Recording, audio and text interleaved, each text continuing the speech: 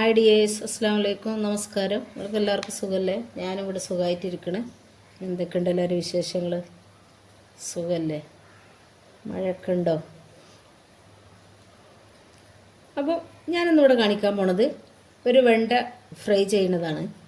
അപ്പോൾ അതിന് വേണ്ടിയിട്ടൊരു 200 ഗ്രാമോളം വെണ്ടയാണ് ഞാനിവിടെ എടുത്തിട്ടുള്ളത്. നല്ലതുപോലെ ഒരു 10 മിനിറ്റ് ഉപ്പ് വെള്ളത്തിലൊക്കെ ഇട്ട് കഴുകിയെടുത്ത് വൃത്തിയാക്കി തുടച്ചെടുത്തതാണ്. അപ്പോൾ ഒരു ചെറിയ ചെറിയ പീസ് ആക്കിയിട്ട് ഒരു അരയിഞ്ച് കനത്തിൽ തോതിലാക്കിയിട്ട് കട്ട് ചെയ്തെടുക്കുക. അങ്ങനെയാണ് ഞാൻ ഉണ്ടാക്കുന്ന രൂപമാണ് ഞാൻ നിങ്ങളോട് പറയുന്നത്. ഈ വലുതാക്കി ഉണ്ടാക്കേണ്ടവർക്ക് വലുതാക്കി ഉണ്ടാക്കുക. വേണ്ടായതുകൊണ്ട് ഇതിൽ മസാല പിടിച്ച് കിട്ടാൻ ഒരു പ്രയാസമുള്ളതുകൊണ്ടാണ് ചെറിയതാക്കി കട്ട് ചെയ്യണത്. അപ്പോൾ അതെല്ലാം ഇതേ ഒരു വലുപ്പത്തിലാക്കിയിട്ട് ഞാൻ കട്ട് ചെയ്തെടുത്തിട്ടുണ്ട്. വെണ്ട കട്ട് ചെയ്യുമ്പോൾ ശരിക്കും ശ്രദ്ധിക്കണം. അങ്ങനെ ഒരുമിച്ച് വെച്ച് കട്ട് ചെയ്താൽ അതിൻ്റെ ഉള്ളിൽ പുഴുണ്ടാവും. അപ്പോൾ നോക്കിയിട്ട് വേണം കട്ട് ചെയ്യാൻ.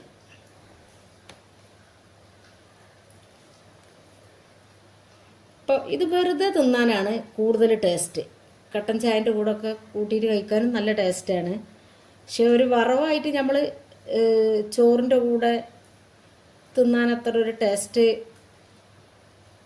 നമ്മൾ പപ്പടമൊക്കെ കടിച്ച് നിന്നമാതിരി തിന്നാന്ന് മാത്രം. വെറുതെ അങ്ങനെ ഇരുന്ന് തിന്നാൻ നല്ല ടേസ്റ്റ് ഉള്ളതാണ്.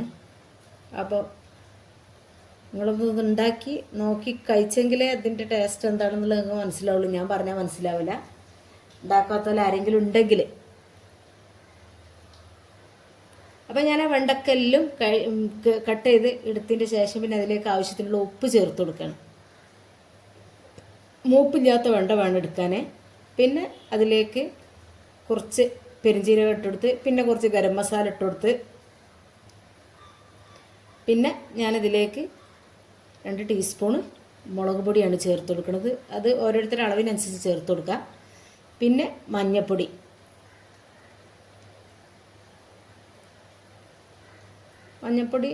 ഇട്ട് കൊടുത്തതിന് ശേഷം പിന്നെ ഇനി നമുക്കിതിലേക്ക് പൊടികളാണ് ചേർത്ത് കൊടുക്കാനുള്ളത്. ഞാൻ ഇപ്പോൾ ഇട്ടെടുത്തത് കോൺഫ്ലോറാണ്. ഒരു ചെറിയ ടീസ്പൂൺ നിറയെ കോൺഫ്ലവർ ഇട്ട് കൊടുത്തിട്ടുണ്ട്. പിന്നെ ഈ ചേർത്ത് കൊടുക്കുന്നത് കടലമാവാണ്, കടലപ്പൊടി.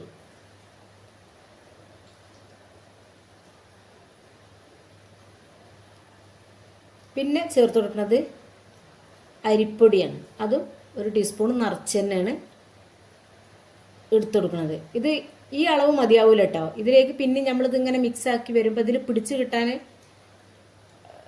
നല്ല സമയമെടുക്കും ഇത്.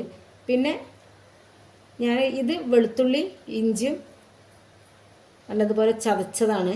ചതച്ചതിൻ്റെ നീരിത് ഇങ്ങനെ ഇട്ടാണ്ട് നമ്മൾ കുഴച്ച് കൊടുത്തത് എല്ലാം കൂടി ഉണ്ട പിടിക്കും. അതാണ് ഞാൻ ആദ്യം നീര് ഇങ്ങനെ പിഴിഞ്ഞ് ഒഴിച്ച് കൊടുത്തതിന് ശേഷം പിന്നെ അത് ഇട്ട് കൊടുത്തത്. എന്നിട്ട് നമ്മളിതുപോലെ നല്ലതുപോലെ ഇളക്കി കൊടുക്കുക. ആ ഇളക്കലൊന്നും ഇളക്കിയാലത് ഇതിൽ ചേർന്ന് കിട്ടില്ല. കാണുമ്പോൾ നമുക്കത് ഇത് കയറിയും തോന്നും, പക്ഷേ ഇത് ഇതിൽ പിടിക്കില്ല. പിന്നെ കുറേശ്ശെ വെള്ളം ഇതിൽ കുടഞ്ഞു കൊടുക്കുക. വെള്ളം കുടഞ്ഞു കൊടുത്തത് മുഴുവനും യോജിപ്പിച്ച് സാവകാശം ആക്കിയെടുക്കുക.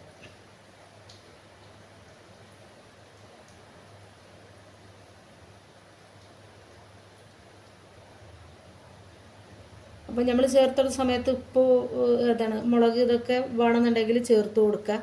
ഞാൻ ഇട്ടുകൊടുത്ത മുളകും ഇതെല്ലാം കറക്റ്റാണ്. പക്ഷേ ഇതിലേക്ക് പിന്നെ ഞാൻ കുറച്ചുകൂടി പൊടികൾ പിന്നെയും ചേർത്ത് കൊടുക്കുന്നുണ്ട്. കുറച്ച് അരിപ്പൊടി, കുറച്ച് കടലപ്പൊടിയും കൂടി. അപ്പോൾ നമ്മളിതിങ്ങനെ മിക്സാക്കി വരുമ്പോൾ ഇത് നമ്മൾ ഒറ്റയടിക്ക് വെള്ളം ഒരു കുറച്ചാണ്ട് ഒഴിച്ചുകൊണ്ട് ഇതാക്കി കഴിഞ്ഞാൽ എല്ലാം കൂടി ഉണ്ട പിടിക്കും. അപ്പോൾ നോക്കിയിട്ട് ഇങ്ങനെ കുറേശ്ശെ ആക്കി ഇട്ട് കൊടുക്കുക. പിന്നെ ഞാനിപ്പോൾ ഇട്ടെടുത്ത് കുറച്ചും കൂടി കടലപ്പൊടിയാണ് കേട്ടോ. അപ്പോൾ അത് വെച്ചിട്ട് ഒന്ന് കുഴച്ചെടുത്ത്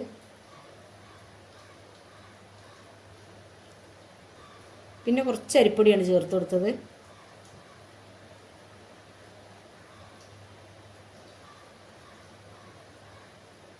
പിന്നെ വെള്ളം കുടഞ്ഞാക്കിയിട്ട് ഇത് മിക്സ് ചെയ്തെടുക്കാൻ പാടുള്ളൂ.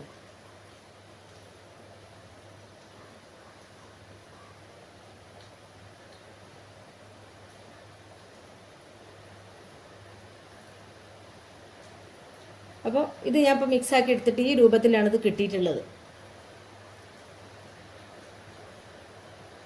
ഇത് കൂടുതൽ സമയം വെച്ചുകൊണ്ടൊന്നും നിൽക്കണ്ട. ഒരു 5 മിനിറ്റ് നേരം മാത്രം ഒന്ന് അടച്ച് വെച്ചാൽ മതി. പിന്നെ ഞാനൊരു ചട്ടി അടുപ്പത്ത് വെച്ചിട്ട് അതിലേക്ക് ഓയിൽ ഒഴിച്ച് കൊടുക്കുകയാണ്.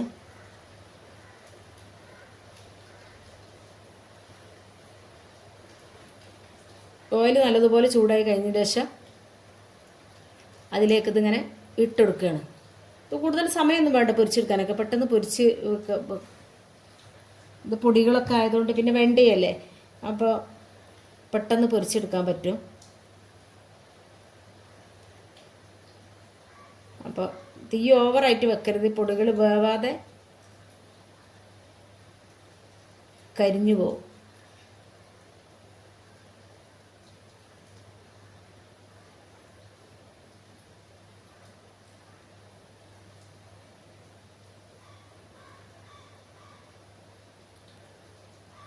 അപ്പോൾ ഇത് എങ്ങനെയാലും വെണ്ടല്ലേ, വെണ്ട നമ്മൾ കറിക്കന്നെ അരിഞ്ഞ് കുറച്ച് നേരം വെച്ചാൽ പെട്ടെന്ന് അത് എല്ലാം കൂടി ഒരു കൊഴുപ്പായി മാറുമല്ലോ.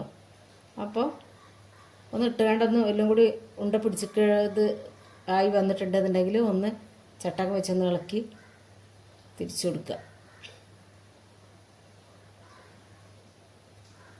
പെട്ടെന്നായി കിട്ടും, കൂടുതൽ സമയമൊന്നും വേണ്ട. പക്ഷെ കുഴച്ച് നമ്മൾ പൊടിയൊന്നും അതിൽ പിടിച്ച് കിട്ടുന്നത് സമയം നമുക്ക് ആകെ വേണ്ടതുള്ളൂ.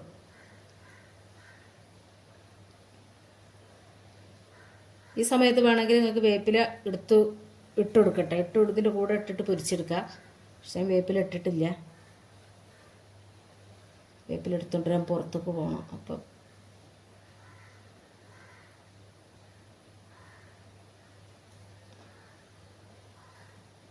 അപ്പോൾ ആ ഒരു ട്രിപ്പ് ഞാനിപ്പോൾ പൊരിച്ച് കോരി, പിന്നെയും വീണ്ടും അടുത്തത് ഇതേപോലെ തന്നെ പൊരിച്ച് ഇട്ടെടുക്കുക. ചൂടോടെ തന്നെ കഴിക്കാൻ നല്ല ടേസ്റ്റ് ഉണ്ട്. ഇനി അപ്പോൾ നിങ്ങളും ഒന്ന് ഉണ്ടാക്കി നോക്കിയിട്ട് നിങ്ങളതിൻ്റെ ഫീഡ്ബാക്ക് തരണേ. അപ്പോൾ നിങ്ങൾ ഈ വീഡിയോ കണ്ടുകൊണ്ടിരിക്കുമ്പോൾ തന്നെ നിങ്ങൾക്ക് വീഡിയോ ഇഷ്ടപ്പെടുകയാണെന്നുണ്ടെങ്കിൽ ഒരു ലൈക്ക് ഒന്ന് സപ്പോർട്ട് ചെയ്യണേ. വീഡിയോ ഇഷ്ടപ്പെടുകയാണെന്നുണ്ടെങ്കിൽ നിങ്ങൾ ഫ്രണ്ട്സിനും ഫാമിലിക്കൊക്കെ ഒന്ന് ഷെയർ ചെയ്ത് കൊടുക്കണം. സബ്സ്ക്രൈബ് ചെയ്യാതെ ആരെങ്കിലും കാണുന്നുണ്ടെങ്കിൽ പ്ലീസ് ഒന്ന് സബ്സ്ക്രൈബ് ചെയ്തും കൂടി സപ്പോർട്ട് ചെയ്യണേ. നിങ്ങളുടെ സപ്പോർട്ട് ഉണ്ടെങ്കിലേ നമുക്ക് മുന്നോട്ട് പോകാൻ പറ്റുള്ളൂ. ഇന്നലെ ഞാനൊരു ചെമ്മീൻ ഫ്രൈ ചെയ്തൊരു അച്ചാർ ഇട്ടിരുന്നു. അത് കൂടുതൽ ആളുകളൊന്നും ആരും കണ്ടിട്ടില്ല, ആളുകളിലേക്കൊന്നും എത്തിയില്ല. അപ്പോൾ പൊതുവെ യൂട്യൂബിൽ വീഡിയോസൊക്കെ ഇട്ടാൽ വ്യൂസ് കുറവാണ്. അപ്പോൾ ആരെങ്കിലും ഇത് കാണാത്തവരുണ്ടെങ്കിൽ ഒന്ന് പോയിട്ട് കണ്ടു നോക്കിയിട്ട് നല്ല ടേസ്റ്റുള്ള അച്ചാർ. ഇനി ചെമ്മീൻ, ഒന്നാമത് ചെമ്മീനാണ്, ചെമ്മീൻ അച്ചാറിട്ടാൽ തന്നെ ടേസ്റ്റാണ്. ഞാൻ ഒരു വ്യത്യസ്ത രൂപത്തിലാണ് അത് അച്ചാർ ഇട്ടിട്ടുള്ളത്.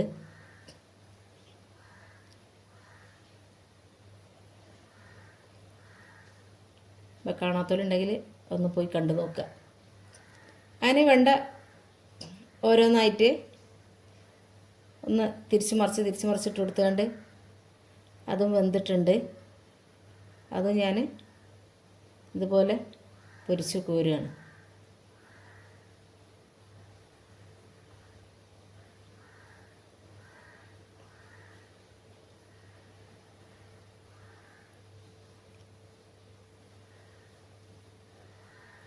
ഇത് കഴിഞ്ഞ ശേഷത്തിലൊരു മിനിറ്റ് ഒരു ചെറിയ കുട്ടീൻ്റെ ഒരു ഡാൻസ് ഉണ്ട്, അത് നിങ്ങളൊന്ന് കണ്ടു നോക്കുക. ഇഷ്ടപ്പെടുകയാണെങ്കിൽ ഒരു ലൈക്ക് കൊടുക്കണേ.